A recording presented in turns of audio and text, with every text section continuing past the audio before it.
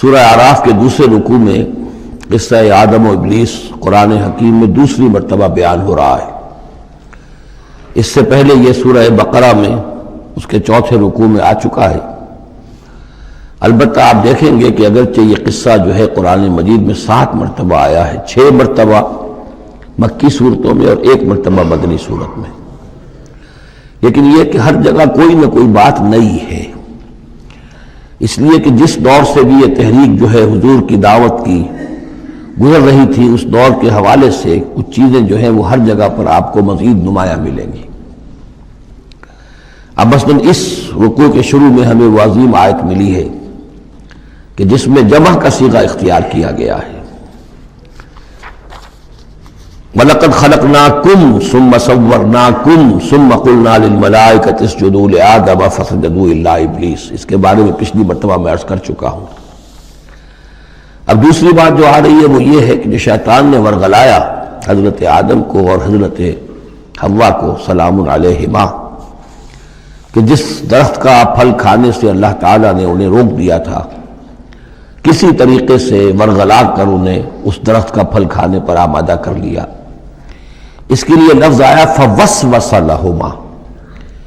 یہ وسوسہ اصل میں ہم یہ سمجھتے ہیں کہ شاید یہ چیزیں اس طور سے ہو رہی تھی جیسے کہ ہم ایک دوسرے کے سامنے کھڑے باتیں کر رہے ہیں، ایک دوسرے کو پہچان رہے ہیں، لیکن حضرت آدم اور حوا کے بھی دلوں میں وسوسہ اندازی کی ہے شیطان نے، جیسے کہ شیطان وسوسہ اندازی کرتا ہے ہمارے دلوں میں۔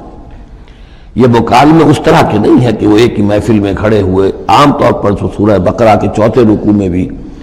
اور دوسرے مقامات پر بھی ہمارا تصور کچھ اور رہتا ہے، لیکن یہاں وہ پردے حائل ہیں۔ ابلیس جو ہے وہ یقیناً جو ہے جنات میں سے تھا، حضرت آدم علیہ السلام کے لیے اس وقت بھی وہ انویزیبل تھا، لہذا لفظ جو آیا ہے فوسوس لہما الشیطان، وسوسہ ان کے دلوں میں ڈالا۔ لِيُبْدِيَ لَهُمَا مَا وُرِيَ عَنْهُمَا مِنْ سَوْآتِهِمَا۔ اب یہاں خاص طور پر ایک بات آ رہی ہے، اس کو ہم متشابہات ہی میں شمار کریں گے۔ یہاں ایک خاص اثر ظاہر کیا جا رہا ہے کہ وہ شجر ممنوعہ تھا، اس کا پھل کھانے کا ایک نتیجہ برآمد ہوا، اور وہ یہ ہوا کہ حضرت آدم اور حوا پر ان کی شرمگاہیں جو ہیں وہ نمایاں ہو گئیں۔ یا تو ایسا ہے کہ پہلے انہیں شعور نہیں تھا، اب شعور پیدا ہو گیا، یا یہ کہ انہیں کوئی خاص لباس جنت کا حلہ اللہ تعالیٰ نے عطا کیا ہوا تھا، وہ لباس اتر گیا اس درخت کا پھل کھانے کے نتیجے میں۔ یہ چیزیں ایسی ہیں کہ جس سے یقیناً بہت سے لوگوں کو کچھ قیاس آرائیوں کا موقع ملا ہے۔ بعض لوگوں کے نزدیک یہ نیکی اور بدی کی تمیز کا درخت ہے اصل میں، کہ جس کو کھاتے ہی نیکی اور بدی کی تمیز پیدا ہو جاتی ہے۔ بعض حضرات کا خیال یہ ہے کہ یہ اصل میں پہلا سیکشول ایکٹ ہے آدم اور حوا کے مابین، جس کو اس سے تعبیر کیا گیا ہے۔ یہ مختلف آراء ہیں، مختلف جو ہیں اس میں قیاسات ہیں، لیکن صحیح بات شکل یہی ہے کہ اس کے ضمن میں ابھی ہمیں اس کو متشابہات ہی کے دائرے میں رکھ کر اور اس کے بارے میں کوئی قطعی اور حقیقی اور یقینی رائے جو ہے قائم کرنے کی کوشش نہیں کرنی چاہیے، تاکہ کہیں اور معلومات جو ہیں ہماری سائنس کے ذریعے سے اکتشافات اور معلومات کا دائرہ اور وسیع ہو جائے تو اس سے ہم پہنچ جائیں اس کی کنہ تک کہ وہ درخت کون سا تھا۔ لیکن یہاں ظاہر کیا گیا ہے کہ شیطان نے جو وسوسہ اندازی کی ان کے دلوں میں وہ یہ تھی، فوسوس لهما الشیطان ليبدي لهما ما وري عنهما من سوآتهما وقال ما نهاكما ربكما عن هذه الشجرة، اور اس نے کہا، یہ وسوسہ اندازی کی کہ نہیں روکا ہے آپ دونوں کو آپ کے رب نے اس درخت سے، الا ان تکونا ملکین، مگر یہ کہ کہیں آپ نہ ہو جائیں فرشتے نہ بن جائیں، او تکونا من الخالدین، یا ہو جائے آپ ہمیشہ رہنے والے۔ اب اس میں سیدھی سی بات یہ ہے کہ فرشتوں کو تو جھکایا گیا حضرت آدم کے سامنے، تو فرشتہ بن جانا کون سی بہت بڑی بات تھی، لیکن یہ کہ انسان بسا اوقات اپنی اصل حقیقت کو، اصل مقام کو بھول جاتا ہے، نسیان ہو جاتا ہے، اور یہ بات گویا کہ شیطان کے وسوسہ اندازی سے ان کے ذہن میں پیدا ہوئی، یا یہ کہ آپ ہمیشہ رہیں اور آپ پر موت طاری نہ ہو۔ وَقَاسَمَهُمَا إِنِّي لَكُمَا لَمِنَ النَّاصِحِينَ، اور انہوں نے قسمیں کھا کر اس نے یقین دلایا میں آپ کے لیے بہت یعنی مخلص ہوں، اور جو رائے دے رہا ہوں وہ بہت صحیح ہے۔ فَدَلَّاهُمَا بِغُرُورٍ، تو دھوکہ دے کر انہیں، جس کو ہم کہتے ہیں مائل کر ہی لیا، شیشے میں اتار ہی لیا۔ فلما ذاق الشجرۃ، تو جب ان دونوں نے چکھ لیا اس درخت کے پھل کو، بدت لہما سوآتہما، ظاہر ہو گئی ان پر ان کی شرمگاہیں، واتفقا یخصفان علیہما من ورق الجنہ، اور وہ اب لگے درخت کے جو جنت کے پتوں کو گانٹھ کر اپنے لیے لباس بنانے کے لیے، تفقا یخصفان، گانٹھنے لگے، جوڑنے لگے کہ جو جنت کے پتے تھے ان کو سی کر آپس میں اپنی سطر جو ہے سطر پوشی کریں اور اپنی شرمگاہوں کو ڈھانپیں۔ وَنَادَاهُمَا رَبُّهُمَا، اور اب پکارا انہیں ان کے پروردگار نے، أَلَمْ أَنْهَكُمَا، کیا میں نے منع نہیں کیا تھا تمہیں، أَنْ تِلْكُمَا الشَّجَرَةَ، اس درخت سے، وَأَقُلْ لَكُمَا، اور میں نے کیا کہا نہیں تھا تم سے، إِنَّ الشَّيْطَانَ لَكُمَا عَدُوٌّ مُّبِينٌ، کہ شیطان تم دونوں کے لیے بڑا کھلا دشمن ہے۔ قالا ربنا ظلمنا انفسنا، تو ان دونوں نے کہا کہ اے رب ہمارے، ہم نے اپنے اوپر ظلم کیا، زیادتی کی، ہم اپنی غلطی کا اعتراف کرتے ہیں۔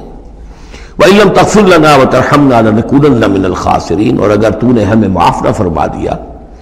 اور ہم پر رحم نہ فرمایا تو ہم تو تباہ ہونے والوں میں ہو جائیں گے۔ یہاں ایک بات اور نوٹ کر لیجئے، ایک تو یہ کہ یہاں کہیں بھی ایسا اشارہ نہیں ہے کہ ابلیس نے یہ وسوسہ ابتداءً حضرت حوا کے دل میں کیا۔ عام طور پر ہمارے ہاں جو کہانیاں مشہور ہیں وہ یہ ہے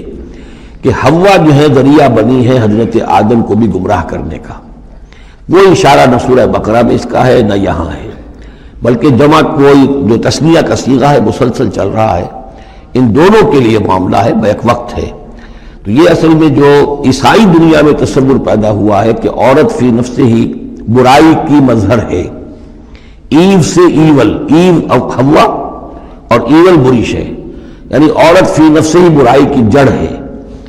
چونکہ ان کے ہاں رحمانیت پیدا ہوئی، شادی نہ کرنا جو ہے وہ گویا کہ اعلیٰ روحانی زندگی کے لیے شرط قرار پایا،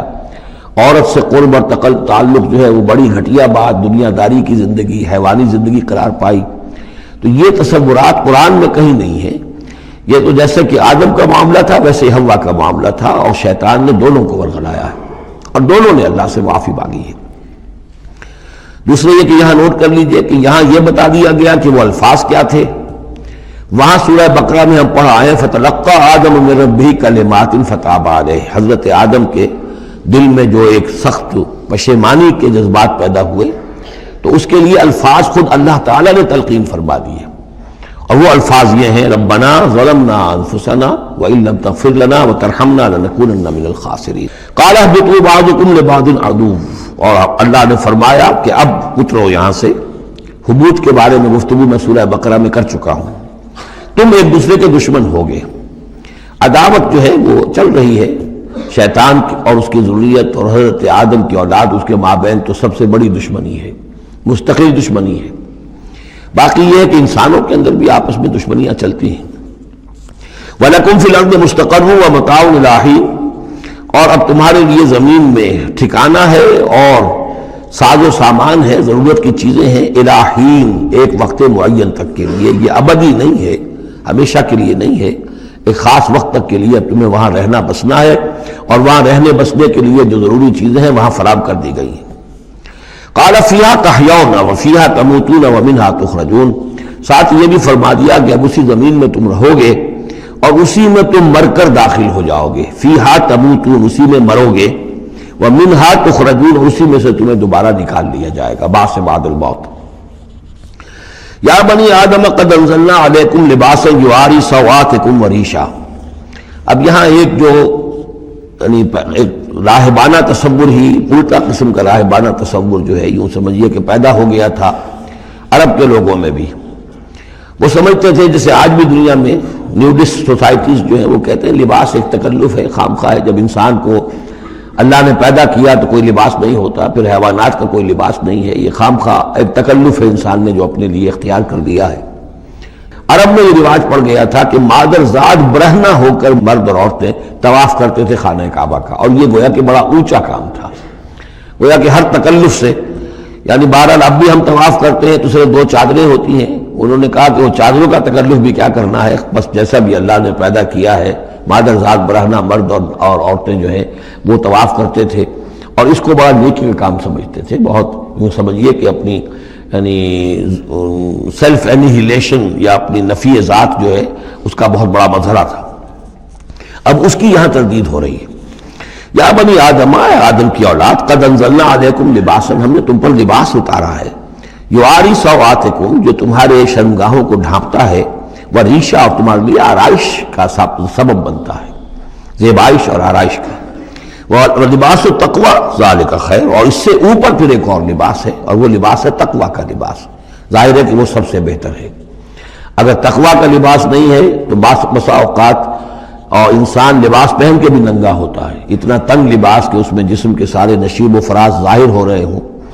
یا اتنا باریک لباس عورتوں کا کہ جس میں وہ جسم اندر سے جھلک رہا ہو، تو وہ لباس پہنے ہوئے بھی، جیسے کہ حضور نے فرمایا،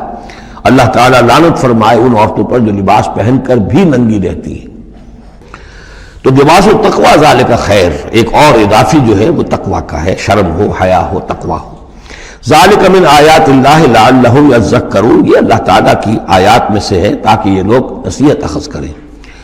یا بنی آدم لا یفتننکم الشیطان، اے بنی آدم دیکھو تمہیں شیطان اب نہ بچلانے پائے، نہ دھوکہ دینے پائے، نہ فتنے میں ڈالنے پائے. کما اخرج ابویکم من الجنہ، جیسے کہ تمہارے دونوں ماں باپ، جد امجد اور اماں حوا کو اس نے نکلوا دیا تھا. کما اخرج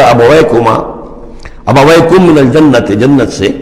ینزع عنہما لباسہما، اور وہ ان سے اتروا لیا تھا اس نے ان کا لباس جنت کا، لیریہما سوآتہما، تاکہ دکھائے انہیں، ان پر عیاں کر دے ان کی شرمگاہیں. انہ یراکم ہو وقبیلہ من حیث لا ترونہم، ایک بات جان لو کہ وہ یعنی ابلیس خود، چونکہ اسے بھی چھوٹ ملی ہوئی ہے قیامت تک کے لیے، وہ مسلسل زندہ ہے، اور قبیلہ اور اس کی قوم، اس کی ذریت اور اس کے جو ایجنٹ ہیں جنات میں سے، کیونکہ وہ انویزیبل ہیں تو وہ تمہیں دیکھتے ہیں، تاکتے ہیں تمہیں، تم پر داؤ لگاتے ہیں. یراکم ہو وقبیلہ من حیث لا ترونہم، جہاں سے تم انہیں نہیں دیکھ سکتے.